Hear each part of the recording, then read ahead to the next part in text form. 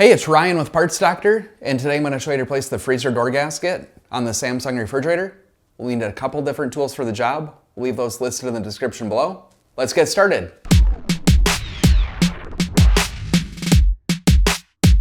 The first thing that you'll need to do is open up the freezer drawer. Next, remove the upper freezer tray assembly by sliding it to the rear, lifting the wheels out of the slots, and lifting up on the front to remove it. Next, remove the freezer box tray by tilting the rear and pushing back to remove it from the front slot. Now, tilt forward and lift up to remove. Next, remove the 4 10mm bolts. There are 2 on each side.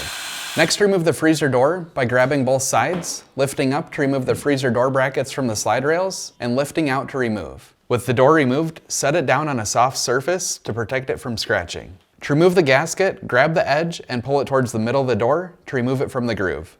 Continue doing this all the way around the door.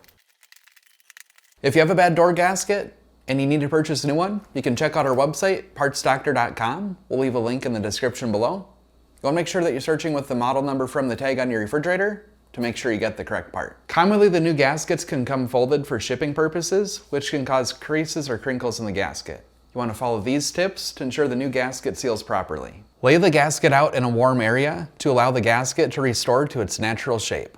Soak sections of the gasket in hot water. Use a blow dryer on a low heat setting and massage sections of the gasket that aren't sealing properly. Be careful not to overheat the gasket, as it can melt the rubber. Leave the gasket installed on the refrigerator for a few days for it to acclimate to the door.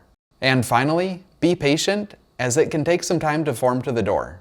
To install the gasket, start in one of the corners, then align the ridge on the back side of the gasket with the groove in the door. Now push the gasket into the groove, then work your way around the door.